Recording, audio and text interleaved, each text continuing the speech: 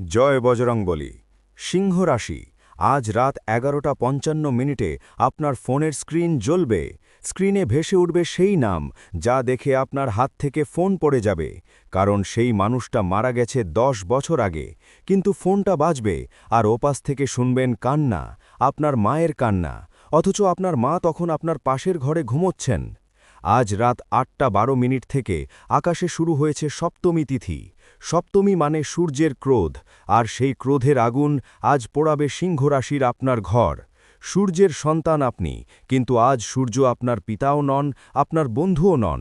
আজ তিনি আপনার বিচারক, আর এই বিচারে আপনি দোষী সাব্যস্ত। কেন দোষী আপনি? কারণ আপনি ভুলে গেছেন আপনার পূর্বপুরুষদের। আপনার প্রপিতামহ মরার সময় আপনি ছিলেন না তার পাশে। তিনি চেয়েছিলেন আপনাকে শেষবার দেখতে, কিন্তু আপনি ব্যস্ত ছিলেন আপনার চাকরি নিয়ে, আপনার সংসার নিয়ে, আপনার অহংকার নিয়ে। আর সেই অহংকারী আজ ফিরে আসবে আপনার ডোর স্টেপে, অদৃশ্য ছায়া হয়ে। আজ রাত 10:15 আপনি বসে থাকবেন, টিভি দেখছেন বা মোবাইল স্ক্রল করছেন। হঠাৎ আপনার গায়ে লাগবে হিমেল হাওয়া। ঘরের সব দরজা জানালা বন্ধ, এসি বন্ধ, ফ্যান বন্ধ। তাহলে এই হাওয়া এলো কোথা থেকে? আপনি ঘুরে দেখবেন কেউ নেই, কিন্তু আপনি টের পাবেন কেউ আপনার দিকে তাকিয়ে আছে পেছন থেকে। এই হাওয়াই আপনার সামনে দিয়ে কেটে যাবে অদৃশ্য ছায়া হয়ে। আপনি দেখতে পাবেন না, কিন্তু আপনার শির দ্বারা বেয়ে নেমে যাবে ঠান্ডা স্রোত। আপনার গলা শুকিয়ে যাবে, আপনার মুখ দিয়ে কোনো শব্দ বের হবে না, কারণ এই ছায়া আপনার প্রপিতামহ। হ্যাঁ, শুনে অবাক হচ্ছেন, যে মারা গেছে 50 বছর আগে সে আজ ফিরে এসেছে আপনার কাছে। কিন্তু কেন এসেছে? আপনাকে নিতে?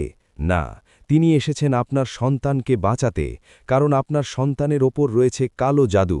আপনার অফিসের সেই সহকর্মী যে অলওয়েজ আপনার পিছনে লেগে থাকে, যে আপনার সাকসেস দেখলে জ্বলে পুড়ে মরে, সে আপনার সন্তানের ফটোজ নিয়ে গেছে, সেগুলো দিয়ে করেছে টোনা, আর সেই টোনা ভাঙতে দরকার আপনার রক্ত। আপনার প্রপিতামহ এসেছেন সেই রক্ত নিতে। আপনি দেবেন? এই অহংকার ধ্বংস করতে পারেন কেবল একজন, হনুমানজি। তিনি নিজেই অহংকার পুড়িয়ে লঙ্কা জ্বালিয়েছেন। যে হনুমানজি রাবণের 10টা মাথা এক লেজের আগুনে পুড়িয়ে দিয়েছিলেন, তিনি আপনার এই অহংকারও পুড়িয়ে দিতে পারেন। আপনি কি চান হনুমানজি আপনার অহংকার পুড়িয়ে দিক? তাহলে এখনই লাইক করে হনুমানজিকে ডাকুন। আপনার একটা লাইকে তিনি ছুটে আসবেন। আপনার ফোনের স্ক্রিনে থামস আপ চিহ্নটা দেখে তিনি বুঝবেন এটা তার সন্তান, এটা ডাকছে, আর তিনি আসবেন বজ্র হয়ে, অগ্নি হয়ে। এবার যেটা বলবো তা শুনলে আপনার ঘুম চিরতরে উড়ে যাবে। আজ রাত 11:44 চন্দ্রমা মীন রাশি ছেড়ে মেষ রাশিতে প্রবেশ করবেন। সিংহ রাশি, আপনার আগুন নিজেই আপনার শত্রু। মেষ মানে অগ্নি, আর সিংহ মানেও অগ্নি।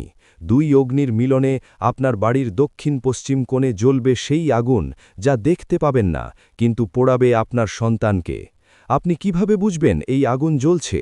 আপনি দেখবেন আপনার সন্তান ঘুমের মধ্যে কাঁপছে, কাঁদছে, অথচ জ্বর নেই, কোনো অসুখ নেই।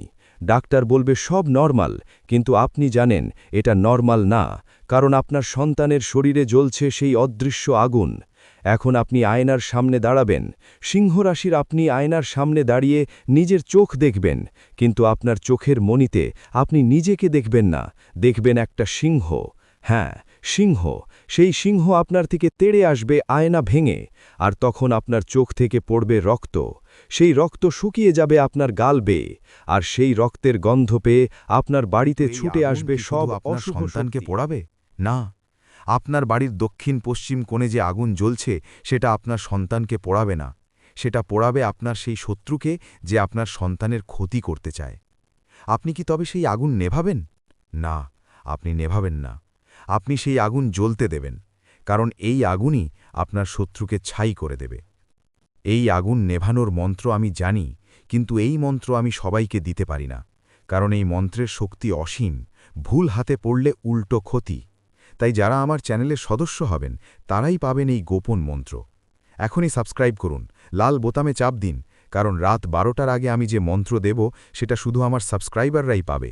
সাবস্ক্রাইব না করলে আপনি পাবেন না সেই মন্ত্র, আর সেই মন্ত্র ছাড়া আপনি আজ রাত পেরোতে পারবেন না।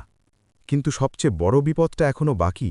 সিংহ রাশি, আপনার মা আপনার জীবনের সবচেয়ে বড় শক্তি, আর আজ রাত 11:55 সেই শক্তি হয়ে আপনার ফোনে কল দেবে এক আত্মা। ফোনের স্ক্রিনে লেখা থাকবে মা।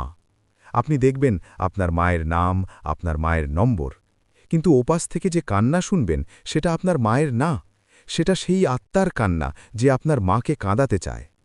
আপনি ফোন ধরলে ওপাশ থেকে বলবে, বাবা আমি খুব অসুস্থ, আমাকে ডাক্তারের কাছে নিয়ে চলো। অথচ আপনার মা তখন তার ঘরে নিরাপদে ঘুমাচ্ছেন। আপনি যদি ওই কান্নায় সাড়া দেন, যদি আপনি ঘর থেকে বেরোন, তাহলে আপনার মা সত্যিই অসুস্থ হয়ে পড়বেন, কারণ এই আত্মা তখন আপনার মায়ের শরীরে ঢুকে যাবে। আর এই ফোন কলটা কিন্তু আপনার মৃত বন্ধু দেয়নি, ওকে দিয়ে করিয়েছে আপনার বর্তমান বন্ধু। হ্যাঁ, যে আজ আপনার পাশে বসে চা খায়, যে আপনার সাথে অফিসে হাসি ঠাট্টা করে, যে আপনার সাফল্যে খুশি হওয়ার ভান করে, সেই আপনার সবচেয়ে বড় শত্রু। সেই আপনার সন্তানের টোনা করেছে, সেই আপনার প্রপিতামহের আত্মাকে ডেকেছে, সেই এই ফোন কলের ব্যবস্থা করেছে। এখন প্রশ্ন হল, এত বিপদ থেকে বাঁচবেন কিভাবে? এত শত্রুর মোকাবিলা করবেন কিভাবে? এই অদৃশ্য আগুন নেভাবেন কিভাবে? এই মৃত মানুষের ফোন থেকে বাঁচবেন কিভাবে? আমি আপনাকে ছেড়ে দেব না। আজ আমি প্রতিকারও বলে দেব। আপনি বলেছিলেন রাত 12টার আগে এই মন্ত্র জপ করবেন, তাই আমি দিচ্ছি আপনার জন্য বিশেষ মন্ত্র ও 7টি প্রতিকার। প্রথম প্রতিকার, আজ রাত 10টা থেকে 11টার মধ্যে যখন সেই অদৃশ্য ছায়া আপনার ঘরে আসবে, আপনি হনুমান চালিসা বা হনুমানজির কোনো মন্ত্র জপ করবেন। রাত 11টার পর আপনি একা একা উত্তর পূর্ব দিকে মুখ করে বসুন। আপনার সামনে একটি তামার পাত্রে জল নিন। সেই জলে একটু সিঁদুর, 5টি কালো তিল, একটি লাল চন্দনের কাঠি আর আপনার সন্তানের একটি ব্যবহৃত কাপড়ের টুকরো দিন। তারপর নিচের মন্ত্রটি 108 বার জপ করুন। এই মন্ত্র হনুমানজির সেই রূপের জন্য যা তিনি ধারণ করেছিলেন লঙ্কা দহনের সময়। এই মন্ত্র জপ করার সময় আপনার চোখ খোলা থাকবে, আপনি জলের দিকে তাকিয়ে থাকবেন। দেখবেন জলের মধ্যে ধীরে ধীরে আগুনের শিখা জ্বলছে। যদি সেই শিখা লাল হয় তাহলে বুঝবেন হনুমানজি আপনার ডাকে সাড়া দিয়েছেন, আর যদি সেই শিখা নীল হয় তাহলে বুঝবেন আপনার শত্রু খুব শক্তিশালী। ওং হনু হনুমতে অগ্নিরূপায় লঙ্কা দহনায় সর্বশত্রু বিনাশায় ফট স্বাহা। দ্বিতীয় প্রতিকার, আজ রাত 11:44 আগে আপনি আপনার বাড়ির দক্ষিণ পশ্চিম কোণে একটি সরিষার তেলের প্রদীপ জ্বালিয়ে রাখবেন। এই প্রদীপ সারা রাত জ্বলবে।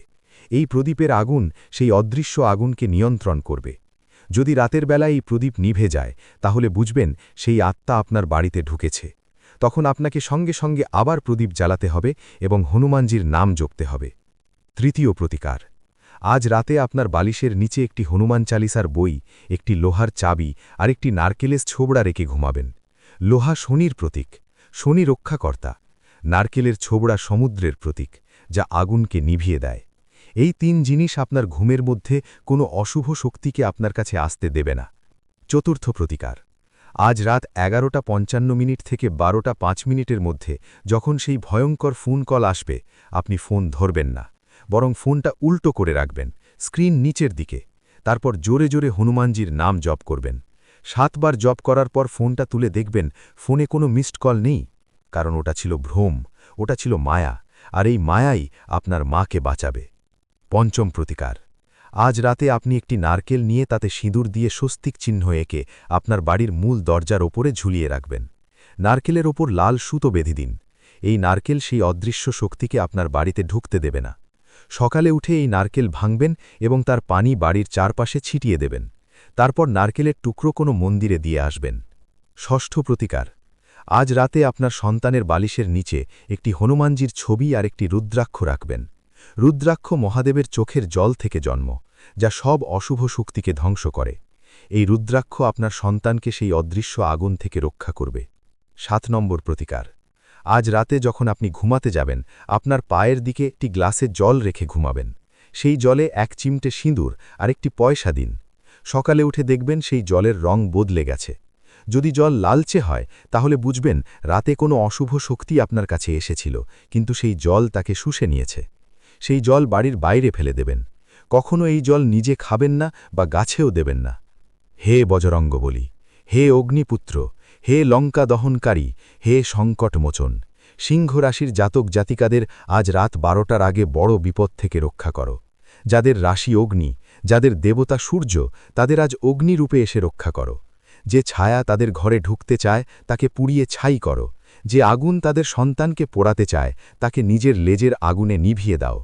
যে ফোন কল তাদের ডাকছে সেই কল রিসিভ করে ওপাশের আত্মাকে ধ্বংস করো। যে শত্রু তাদের সন্তানের টোনা করেছে তাকে অন্ধ করো, বোবা করো, পঙ্গু করো। আজ রাত 11:44 থেকে 12:05 পর্যন্ত তাদের চারপাশে অগ্নি বলয় তৈরি করো।